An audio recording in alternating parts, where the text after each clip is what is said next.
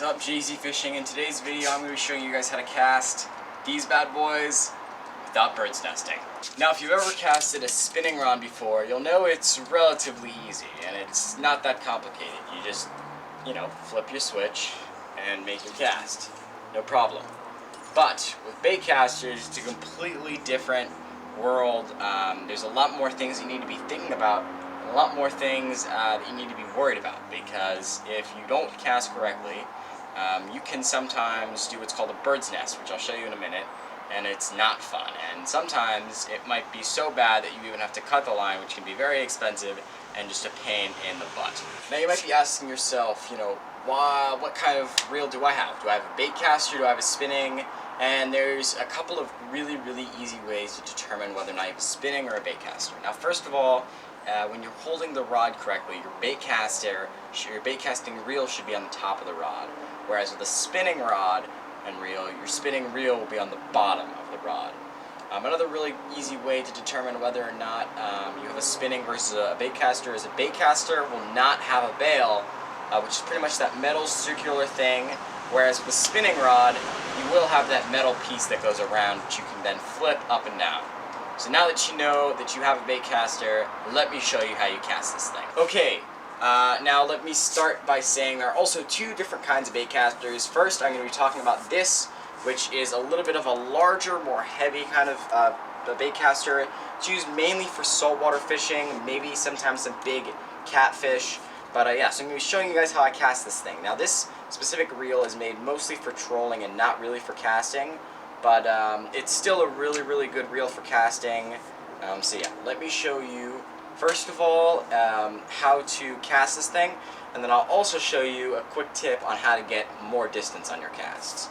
So the most important thing when casting a baitcaster is making sure you don't have that bird's nest. So how would you do that? There's a couple of ways. The first way that I like to do is to screw with what's called your magnetic braking system. Now on this specific reel, that's this piece right here, this golden knob. Now if I were to kind of tighten it, what pretty much happens is when I open the bail, it takes more force to let that line out.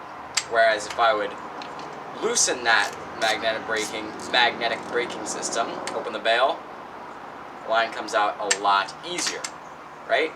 So you might already get at what I'm going to try and say here, but when you're starting out casting for the first couple of times, I would highly, highly, highly suggest a higher braking setting, just because it's more forgiving. You will not cast as far, but it's a lot more forgiving, especially for beginners, and it will make you a lot less frustrated. Because let's be honest, no matter how many videos you watch, no matter how many tips you use, you will bird's nest. It happens to everyone, and it happens to me a lot, even though I've been casting this rod and reel for almost a year and a half now. Alright, now that you kind of know what you need to do, I'm going to show you step by step how you're going to cast this thing. Okay, so one quick tip before we get going is a little bit of a practice tool that I use before actually casting. So the key is, what you want to do is pretty much open up the spool, right? Make sure you keep your thumb on this actual line right here, because if I just let go, line will just start coming out, right? So to keep from bird's nesting, pretty much what you're going to do is keep a constant yet steady, slow, little bit of resistance on this line, right? Now if I were to completely let go of this line and just have it fall, as soon as it would hit the ground, it would bird's nest. So what you want to do is really make sure that you keep your thumb barely on that line. So one quick tip that I can give you guys, and so before you start casting, is to just quickly thumb the spool, just like this, open up the bail, and just practice dropping it. And once it hits that ground, make sure to put a little bit more pressure down with your thumb onto that spool. So I like to do this about 5 times, even before I start casting for the day, just to get used to everything. It's a really, really easy tool. It's a quick, easy, and it's very forgiving. So I'm going to do that one more time just to show you guys, and we'll actually move into casting. Perfect. Let's get casting. Okay, so when you make your first couple of casts, one thing that I would suggest is start off casting in either a big parking lot, a big grass field, not really in a body of water yet. I just prefer casting in this parking lot right here near my house. So I'm going to use the same exact stuff that I told you about in that clip before. Reel it in. Make sure your thumb's on the spool. Put it into free spool. And then I'm going to kind of use my right hand up here, left hand on the butt. And I'm not going to cast yet, but I'm going to show you the motion. Pretty much you're going to be just a throwing motion, just like that, right? Now, if you've ever thrown a baseball or football, it's the same release point. You're going to try, and I like to release at about there-ish. Some people like further, some people like farther back. If you release farther back, the bait is going to go more high up in the sky. If you release a little bit later, it's going to be more of a dart, more of a line drive. Sometimes it takes a while to kind of find the perfect happy medium to get just enough height and just enough length. So I'm going to do a quick cast here, and I'm going to show you. I'm not going to be casting all that far, but with some of these rods you can cast super, super far. So, right, I'm just going to start from the beginning. Make sure all the line's in. Thumb on the spool, free spool, switch my thumbs. Rod, one hand here, one hand at the bottom of the butt. One quick motion forward, make sure you thumb the spool. When it hits the water, or the ground in this case, make sure you really lock it out.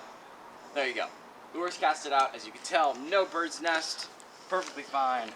So that is how you do it. We're going to show you one more time how to do that, and then we're going to move on to how to cast the low profile baitcaster, and then I'm going to give you guys one more tip on how to get maximum casting distance.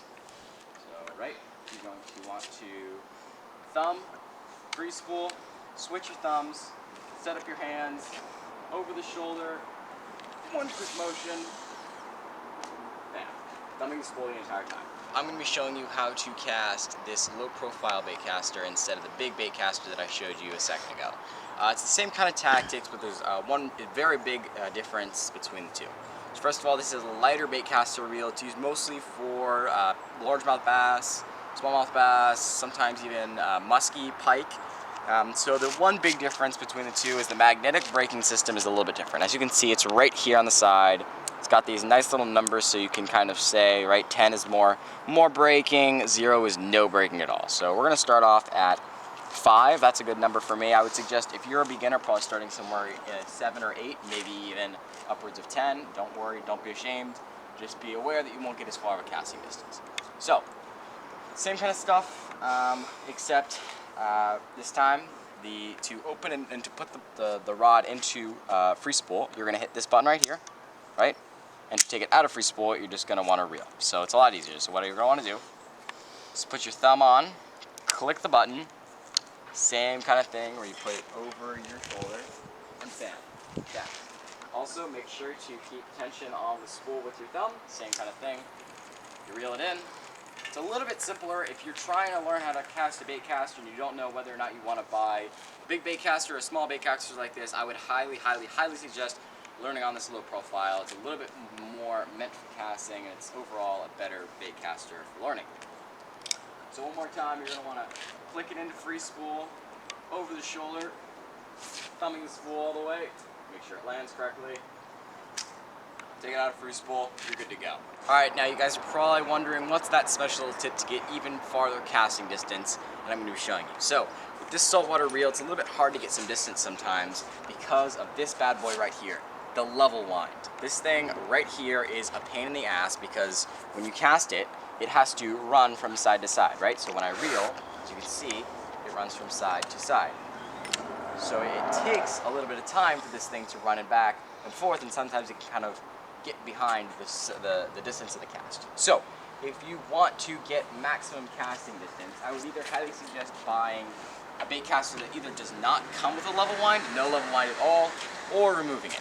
I'm not exactly sure how to remove the Penn Squall level wind specifically, but if you guys want to, I'll figure it out and make a video on how to do it. But yeah, it's pretty simple and it really works wonders. Thank you guys so much for watching till the end. It really, really means a lot to me and the JZFishing crew. If you are here, make sure to subscribe just to be shouted out. Today's shout out subscriber is Wildlife Explorer. Congratulations, man, you are today's shout out. Thank you so much for subbing to the channel.